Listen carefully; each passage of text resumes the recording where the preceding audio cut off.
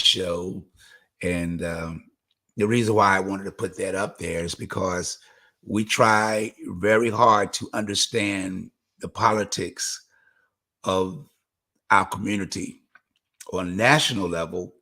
It takes everybody in all 50 states, and what we don't understand, we're looking at 50 states, but there are cities, counties, and all these barrels or in states, and everybody has states set up in a different manner. So those are hundreds of thousands of people and areas that are voting. We look at it as states when they come to the national elections. It's the state that voting. And when it comes to local, they look at all the counties and everything else. But we really don't pay much attention to it because we're working people and we're trying to make a living with the salaries that we make, uh, single family homes, and all we participate in life, trying to juggle our schedules that we did not design. It's designed to the people that has the goal, because those who has the goal is really the ones that rule. We don't control nothing. It's the people that have the money that controls. And they'll say, well, we'll share, we'll break off a piece over here and I'll break off a piece over there and keep the people in the back in the peanut gallery so we can keep them quiet. But it's the people that makes the loudest noise that normally are the ones that are kept quiet, because the people that got the goal know that you're bringing attention to what they are not doing and what they are doing. Why did I say not doing first? Because that's the negative part. They don't want you to talk about it. Shh, don't talk about it. Just get your piece. Just get you a piece of the pie. Just keep moving on. And I've been doing this ever since I was young, working in the communities. Uh, Even when my mother used to, we used to get on and ride the bus, back of the bus, going down to Woodworth, Five and Dime stores in Portsmouth, and when they was all over the country, the sitting at the counters, when they didn't want to service. The biggest problem that the country has ever faced is the Afro Americans, Black, Indians, or whatever you want to call us, is to compete against them for money, to compete with money. As I know, that the government gave each one of these cities in the United States for grassroots organizations money over $150 million for grassroots organizations to work in the area of stopping gun violence. And this is not just something that just started, because I've been working in this area ever since the 90s, or in the 80s. I started creating my Captain85 series in the 70s. And the character was created as a DJ, and that was my name. I had several names as a DJ when I first came out, so I changed them to fit the era or the year or decade that I was playing in, or the type of music. So, but when I came to Captain85, I used to dress up in the character's costume, and I was getting so much response from it that everybody liked it, everybody was accepting it. I was opening up concerts. I did one of the first concerts I opened up for, that I got an opportunity to do as a local DJ or a street DJ, was Curtis Blow. Curtis Blow was the first rapper that got a major label. Curtis Blow was the first rapper that made $1 million selling CDs out the trunk of his car. That's what led Mercury Records to give him a contract. Later on, the next person came, Master P came and started doing it, selling it in the 90s, start selling CDs and stuff out of his car. We're always creative and innovating when it comes to music, arts, and creating. In the 80s is when hip hop started in New York. Uh, when well, at first in the 70s, late 70s, in the 70s, they started disco music. Disco music didn't last long in the disco clubs. And that was mostly the gyro that white people would, dancing the way, you do your research. They had a club called Studio 54. And, the trends were saying disco is not going to be around too long. It's not going to last, which it didn't. I think it might have lasted a year or two. Or three, give and take. But then in 1979, the music began to change to rap music. And that's when you hit breakdancing and all that came in the 80s. Next thing you know, bam, we in there. We grinding hard now. You got your dance, you got your graffiti, you got your our look, our style, the Kango hats, all this stuff. We fashion drives. And they're looking like, hey, we are controlling and creating all this stuff. Then all of a sudden they say, hey, well, these guys are making money. Well, we got to get a piece of that. So what happened when we create stuff, because it's our money, our creation, our people are supporting. So they'll take it over and become to be a part of it, which is, a blessing and a curse, as they say, when you get into something. When they want to control an element, they'll offer you, seem like a lot of money, but it's not a lot of money when they're on the back end making all the money and breaking you off a piece. That's why the late great Michael Jackson said, those devils at the record labels. Why? Because he was making major money, and they want to control his career. Out of most of the artists in Michael Jackson in the 80s era, the biggest artist was Michael Jackson. All you got to do is look at his videos. Your videos tells the story.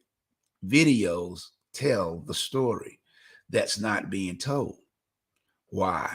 Because if you look at Michael Jackson videos, you see all the people that came out and supported his concerts.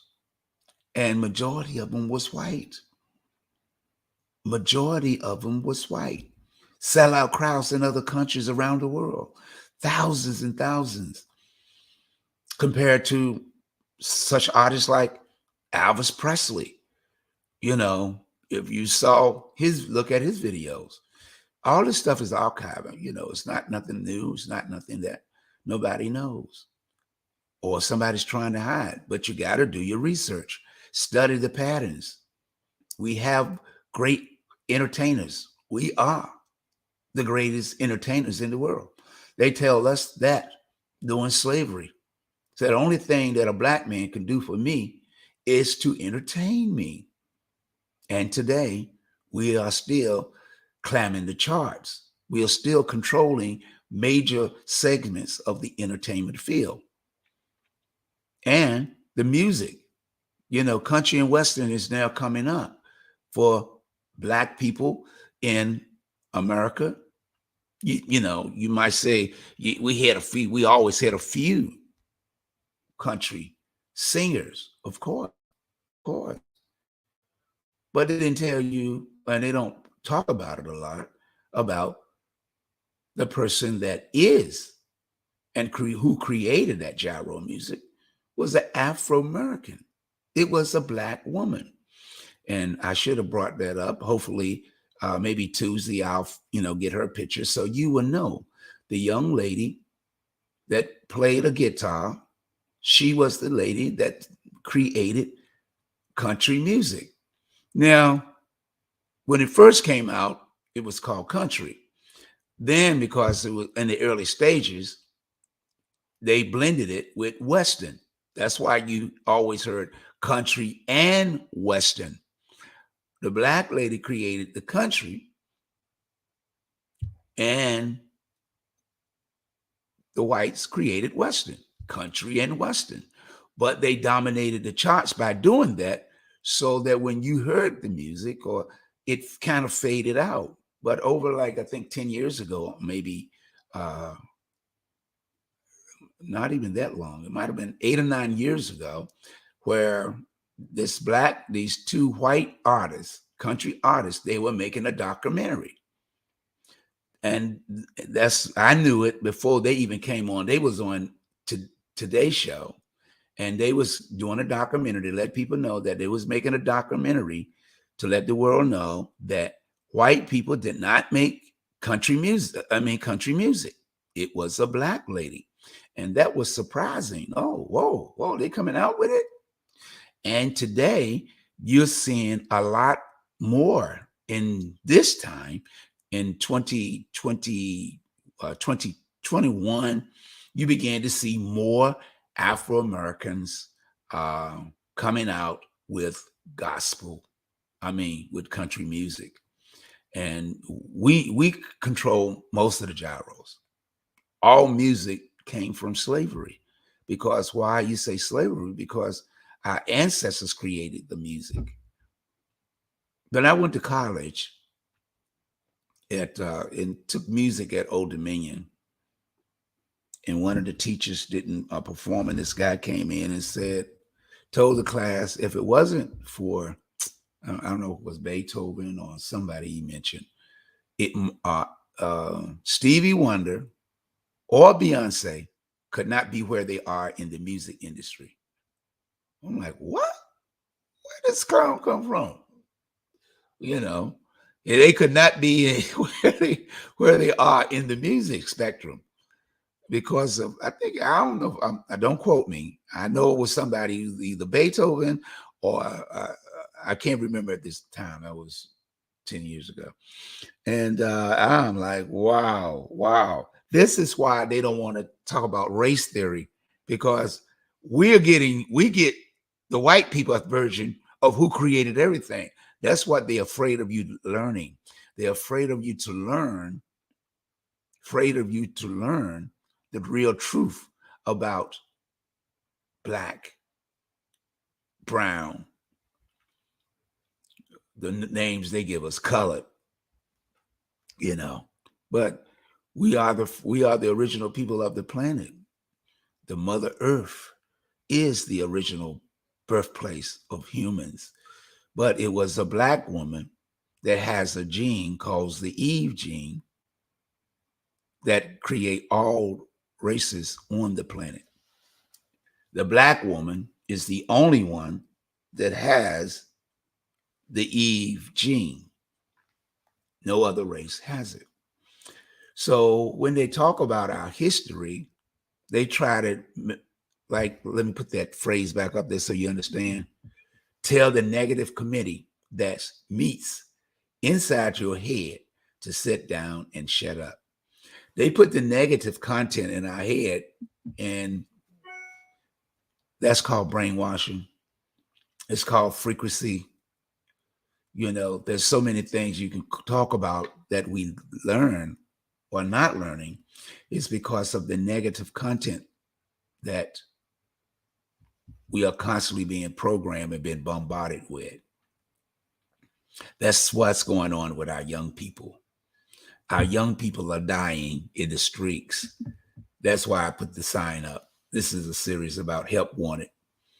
So when long after I'm gone, that we could see that people were interested in the things that affect them.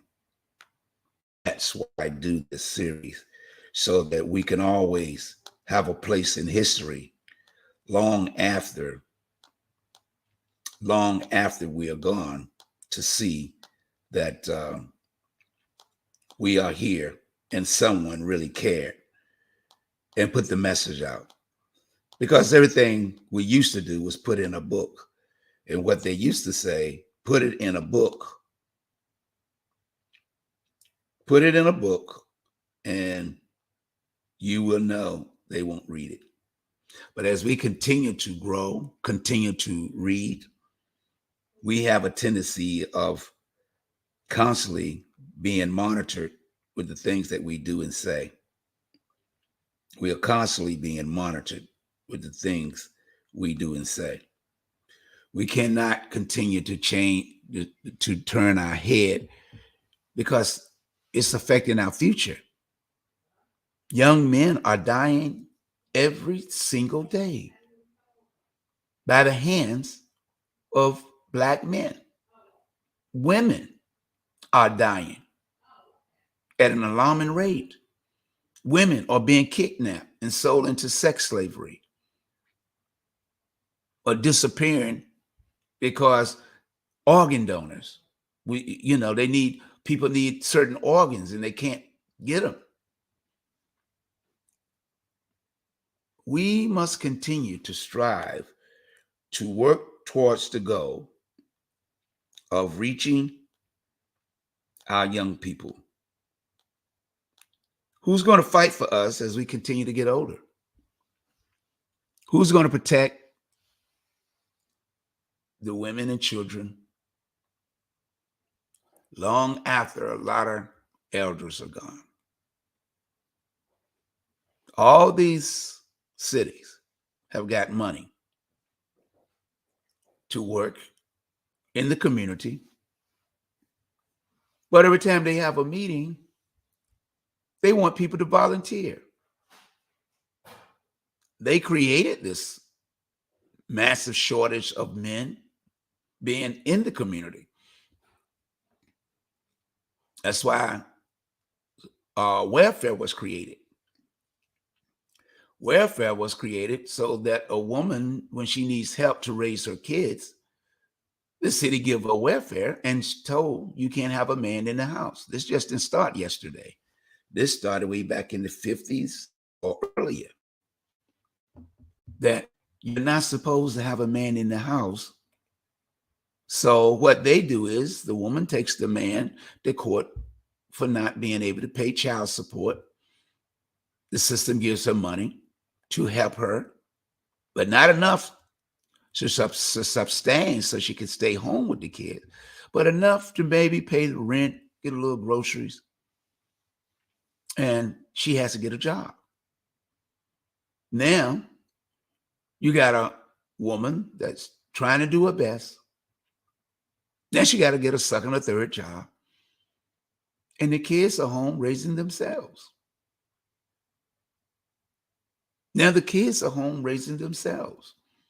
So what's going on in a home when the mother is not there? God forbid if she don't have a mother or grandfather or people that's helping her out, raise the kids, oversee the kids, neighbors that watch her house while she's gone. This is what we used to do. This is what used to happen in our community. We used to work together. I know when I was coming up, but I was in the 50s, but I used to hear the stories. My sister, like, yo, you used to talk about it. My older sister said, man, I skipped school one day and a neighbor saw me. I hid under the car, hoping that the car didn't pull off before I could, before the lady left. But she came home and told my mom, and my dad tore her butt up. That was my older sister who passed away several years ago. I loved my sister, and she loved all of us. She took care of us. But the reason why I say that you say something about a person's child, now they're ready to fight you. You ain't talk about my child. And most, people don't understand. Now, since there's no man in the house, who become head of the house? The woman's son. He becomes the breadwinner. You the man of the house. You got to take care of kids. You got to do this. You got to do that. And like any child, he listens to his mother. and he sees his mother struggling. Mother don't have enough to, to put food on the table, pay rent, working jobs. So being the oldest in the family, because in people don't understand in the Black community, when you have 3 or 4 siblings, the oldest one becomes the head of the house. He's the one that has to do most of the work, most of the chores. That's the way I was. And I was brought up in a mother and a father. The oldest always did most of the work. And most of the time he had to do it by himself. Either when I was coming up, I had a brother, and my dad told me not to help him to do anything in the house. I had my own chores, but if I did something my dad told me not to do, I got my butt tore up, which I did. Helped my brother wash dishes one time, and I dropped one and broke. So what happened is, when my mom got home, my sister told on me, and my dad gave me a good whipping. He said, I'm not beating you because of the dishes. You disobeyed what I said. I told you not to help him clean up the kitchen. You're getting the beating not for breaking the dish, because if you'd have did what I told you to do, you would have not have broken the dish. So you're getting a beating for not obeying. Our young people are going to school and carrying guns because they are afraid. So when they become afraid, they don't know who to tell. So they watch TV, they play video games. Hey, I'm going to get a gun. How do a kid at 6 years old know about getting somebody's gun? I don't care who gun it is, and take it to school. Are we monitoring what our young people watch and play with? We have to do better in protecting their minds. The Bible talks about spare the rod, spoil the child. When we don't put our children under punishment, it goes against what the Bible says. People are like, oh, I don't spank my kid. Let me explain something to you. I love my kids to death. Trust me, I will give my life for my children. But I'm not going to let them do things that I have to go down to that, excuse the expression, because it's which it is, that white man's courtroom. I don't care who's sitting on the bench. Go down to that white man's courtroom, and he's going to say, your child is going to jail. They got their butts tore up, and they will tell you they got their butts tore up only if they didn't do what I say. I'm not, sparing them to get the police get involved, or the school get involved. I can't beat the police department. I can't beat the courts. I ain't seen nobody yet go in that courtroom. I ain't seen nobody yet go in that courtroom and tear it up. You might try to get at the person that committed the crime, but I ain't seen nobody go in there and tear it up. So why are you sparing the rod and your child is behind bars? Go to reform school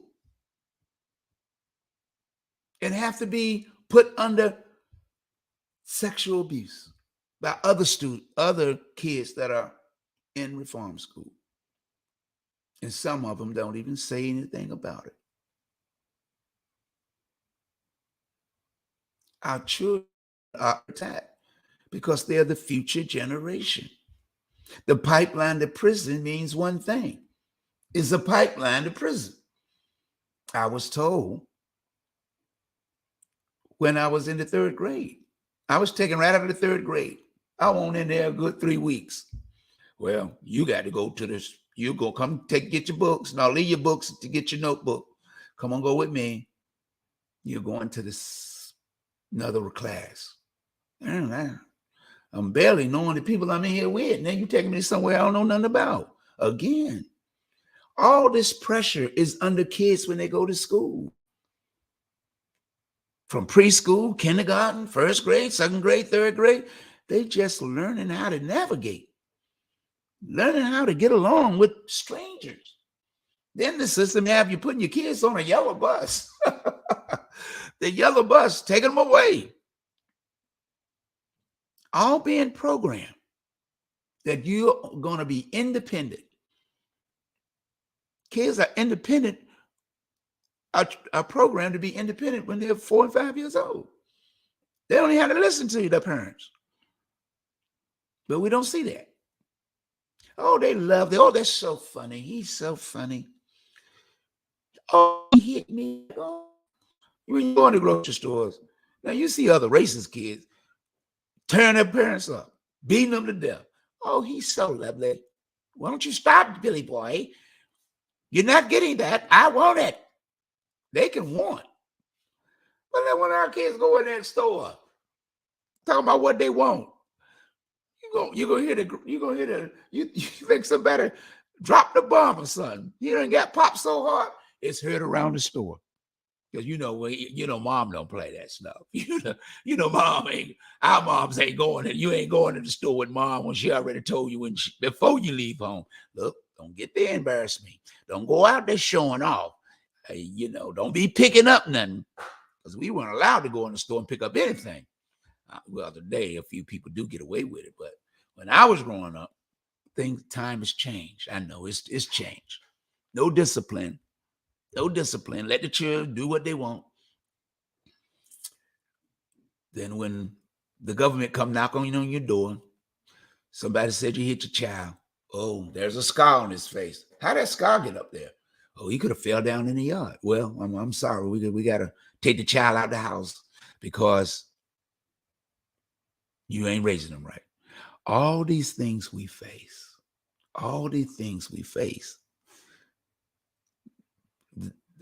Slavery is not over. Let's don't get it twisted. We have privileges of saying that we're free. You're not free.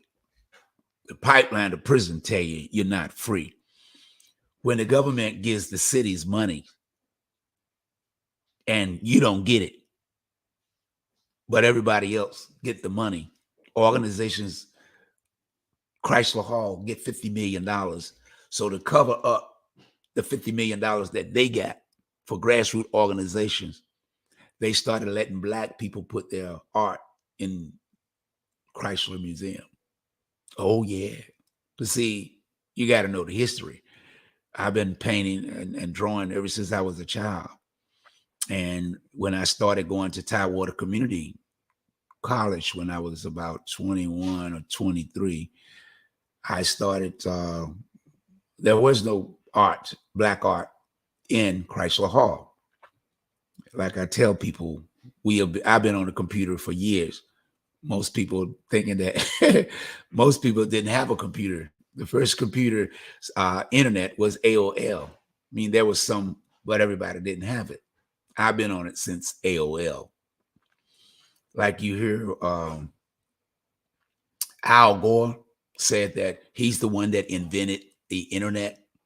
What he means by that the government invented the internet. The government invented the internet when their war was going on. That's how they communicated in Afghanistan and all the places in the Middle East. The United States invented the internet, not Cox, not Verizon. They didn't invent it. They increased the development of it when the government released it. So when they take our tax dollars and the government is more efficient in creating stuff, they create it, then later on they'll deregulate it. It's called deregulate stuff. Then other companies can come in and bid and get permission, licensing, copyrights, trademarks. And that's how it goes down the line, all the way down the line. As they call it in the metrics, you're going down the pipeline. which hole you want to go in. You ever notice, do you ever think about when you watch the metrics, they ask you what pill you want to take, the blue or the red pill? Why has it got to be a blue or red pill? Why could it have been a pink pill or a white pill? Because the blue and the red is the same colors of the flag. You take the blue, you're a Democrat. You take the red, you're a Republican. You know, the left or the right. You're on the left or the right. But you know, blue can also stand for black. In art, you don't use black. You use the color blue. So when people don't understand colors and how you use them in painting, you're not supposed to use black paint in any of your paintings when you're painting. You have to mix it. They have a different color that they use. It's like black, but it's not called black. So you mix that color with other colors, and you put other colors with black. Black and white are not colors of they're in the box, but they are the colors you mix those other 6 colors with. See, when you mix the other 6 colors with black and white, do you know there's 4 levels of colors that make 1 million colors. With those 6 colors, and black and white, you make 1 million colors. That's why you have white people, you have black people, you have yellow people, you have blue people, you have green people, because all of them are colors because of the rainbow. The rainbow. So you get off track. But the black man is the only person on the planet that has about 8 to 12 colors, and sometimes 16. If I'm not off, I might be off from 12 to 16 colors in his skin. We're not black. This right here, I look brown, right? I can take yellow, brown, white, black, red, all different colors, because you got warm colors, you got cool colors in your skin. So if you study this, then you can begin to paint and create. That's why when the camera takes its colors, but back in the olden days, before there was paint made, do you know how paint was made? They used to get clays or soft color clay out of the caves or out of the earth colors, pigment. And they would take an egg and take the yolk out and take the white part of that egg to mix with those colors. That's how you got oil paint. So it's a lot of history, but sometimes you really get tired of reading. There's so much information the brain has to be able to retain. That's how they get us. That's how our kids, when they go to school, they have to retain so much to pass from one grade to the other. So if they don't have the parents working with them when they get home with their colors, with their homework, they give up, because when they go to school and people are having tests and the teacher call out the grades, that's keeping them of fear of being embarrassed or put in a reading group, and they're afraid because they can't pronounce the word. They don't want to participate. I learned that when I was in a special education class, and my mother went to the 3rd grade. My dad went to the 2nd grade, because during their times, parents from the country or stayed in the country would have to work on the farms. That's why most of black people didn't go to school, because they were slaves. They weren't taught to read. They weren't supposed to have a book. But some were self-taught and some mastered. Some of the people that owned slaves would teach them in secrecy. And they even had warnings too, that if you get caught teaching a slave how to read, they would kill you. So we had great teachers and philosophers throughout the years, even during slavery. Very creative. A lot of things you see was created by slaves, but never owned by slaves. After slavery, you had people, Madam C.J. Walker was the first millionaire after slavery. First millionaire. We still have today people that's been in business that you don't even know about right here in this town. That some odd reason, multimillionaires that had black businesses that went away. Why did they go away? Because they were black owned. Multi-million-dollar businesses that were black. Yeah, we had black business. We had black businesses. But we get a little bit during Black History Week. You know, this is the last month for Black History. The last month for Black History. But let us not forget those that came before us. Let us not forget those that strive to make sure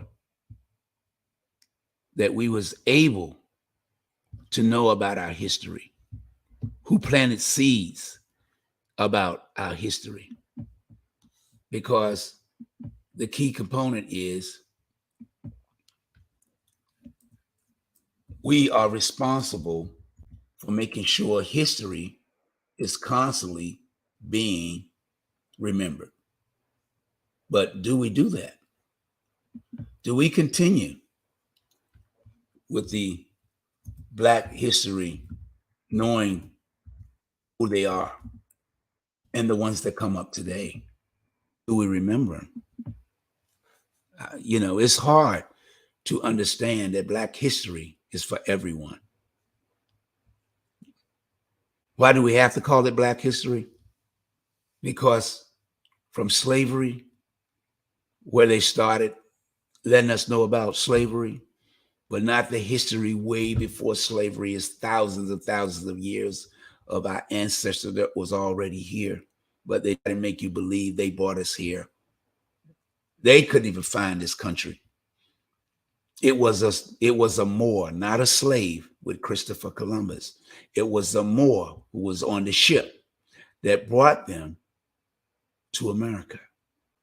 Throughout the month of February, Black History Month celebrates the contributions of African Americans to American history and culture. Black History Month actually started as Negro History Week in 1926 by Carter G. Woodson. The goal of Black History Week was to educate African Americans about their cultural background and instill in us a sense of pride in our race. But in the words of a well-known actor, you're going to relegate Black history to a month?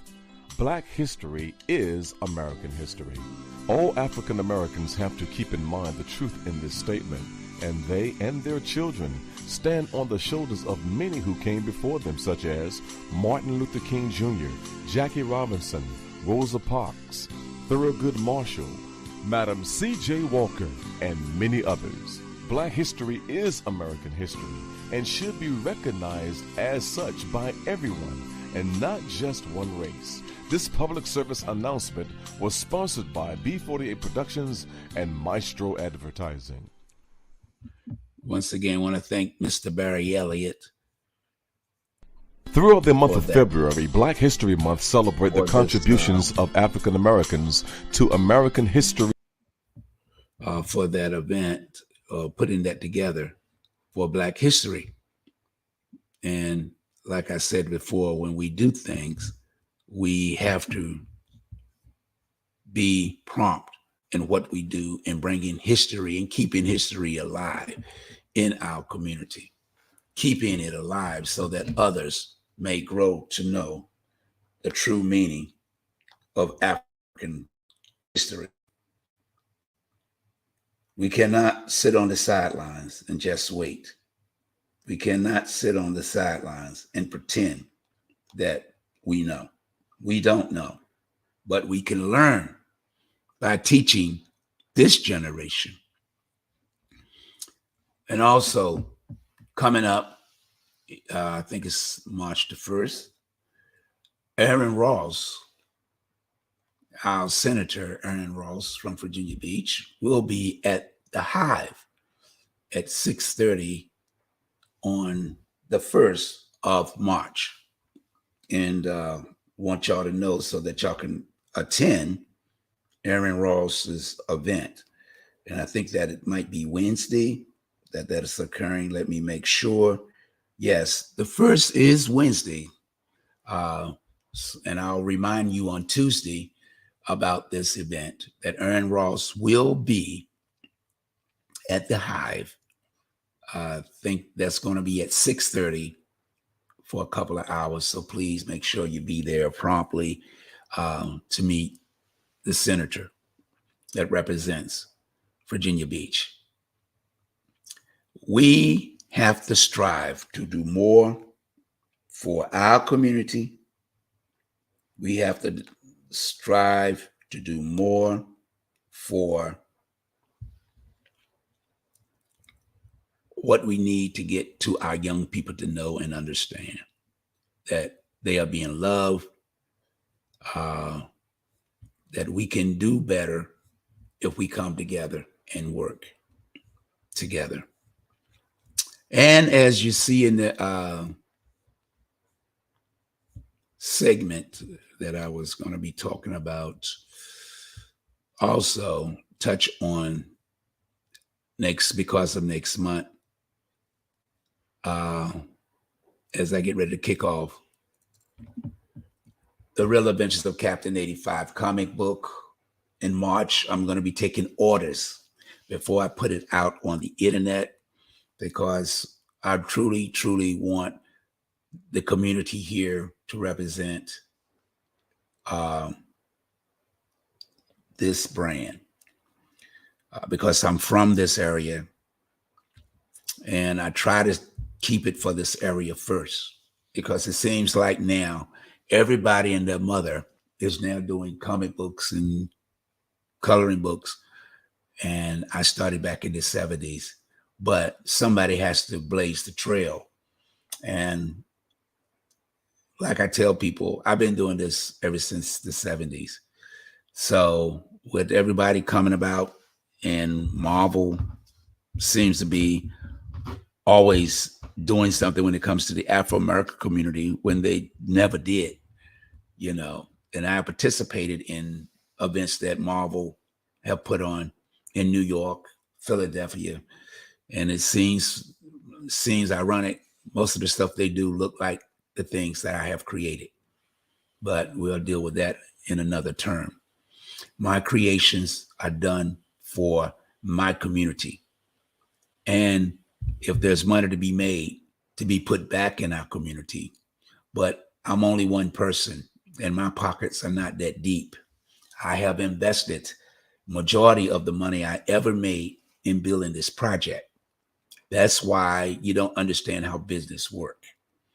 I can give you a few dollars, but a few dollars will only take you as far as a few dollars go. I have to, in designing everything that you see, I had to pay someone to do it. And it's not cheap. But to try to keep the cost down, I created this book because this is the storyboards to things that I do. Each one of these storyboards costing me a lot of money to be made. And they're independent contractors. But even there, even when I talk to other people, you'd be surprised how much money you have to spend to get this stuff to market. See, we can talk all we want, and I know it's a lot of people out there that got great ideas. When you go pitch that idea, well, how much money you got? $200, $200 won't even move the needle forward. Won't even move the needle forward. So what I do is I have to spend thousands of dollars to get it to this level. I have to spend thousands of dollars to get it copywritten, trademark, individual trademarks. So everything I have done where these other companies come along and take the majority of what you see people making, printing. I done been doing this, like I said, for over, I can't keep up. It's 30, 40 years just on this one project, 30 or 40 years. And people say, well, you used to run the club. You make money. Yeah, this is where the money went. And when you're making something, anybody's out there that's looking and watching this, I'm pretty sure you know anything that you go to people with, they don't want to help you. They'll laugh in your face. Look around you. That's why I created the independent internet radio station, to play local artist music, so that you know that we got talent here. And it only costs you $1.25 or 99 cents to buy one song. And you won't do it. Everything I do, I spend my own personal money. Hey, that's your job. If you want to do it, that's on you. But all I'm saying is, you can't spend $5 or $10 or from $1 to 10 or to $20 at the most helping people. But those other people go out there and put products out there. You don't even whimper. You don't even blink an eye. And this is why our young people are dying. They are dying because nobody don't want to support them.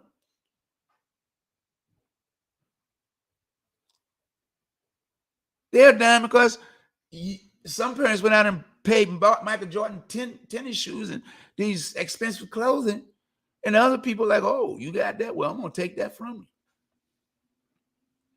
You're putting a target on their back.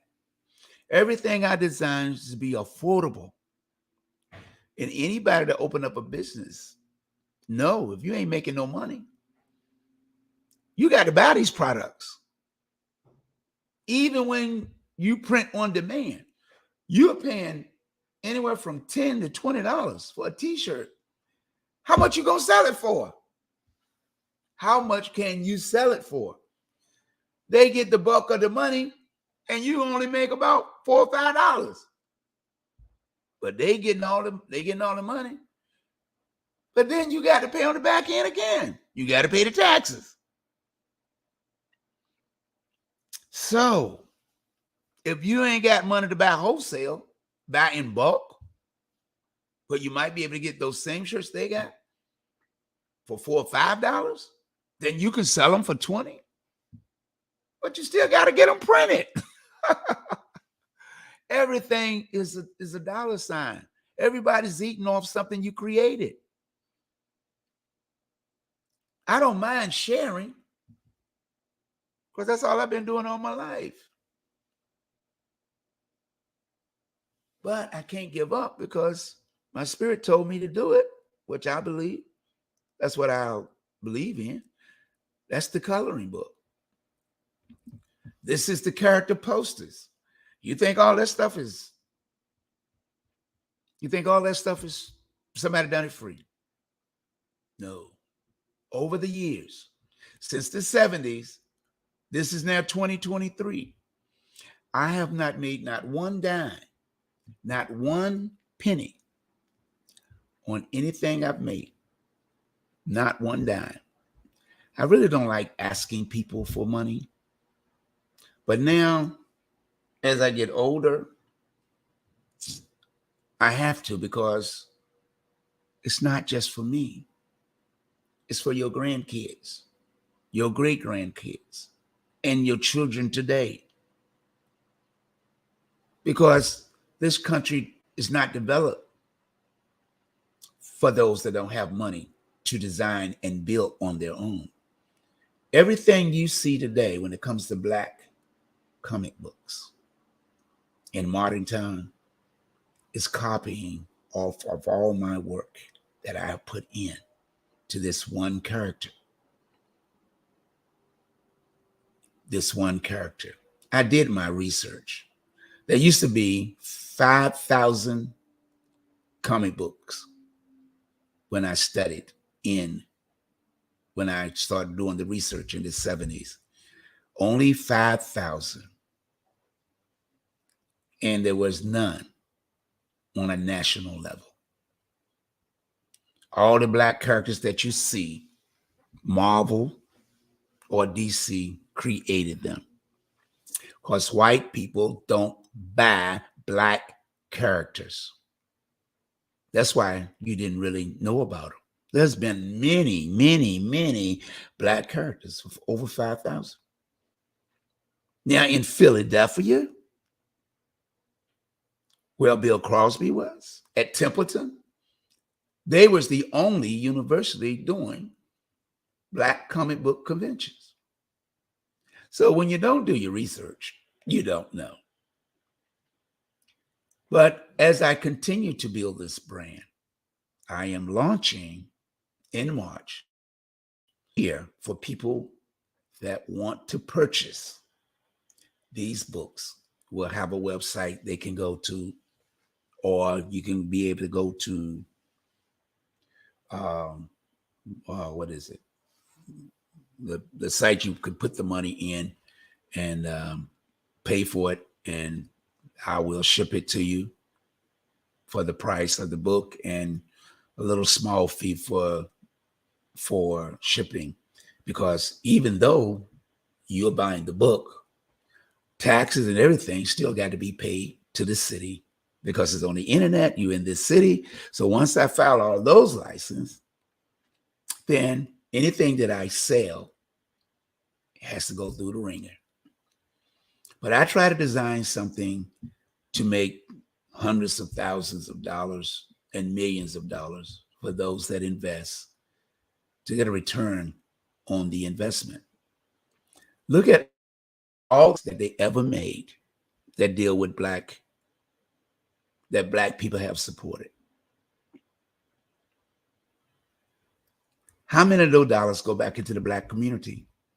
Billions of dollars are made on Black Panther. I don't know what they did with the money. It's not my concern. It's what I do with what I do. I've been doing and giving back to the community here ever since I've been a DJ, even before I was a DJ.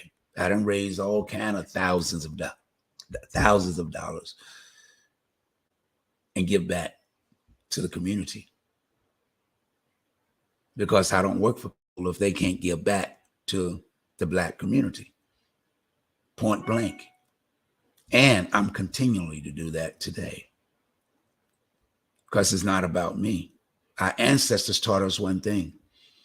I don't care how much money you have. I don't care how many billionaires you are. And I don't have to call them by name. You know them. When they leave here, they ain't taking none of that money with them. I can make you a billionaire if I was a billionaire maker. But when you leave, you ain't taking it with you.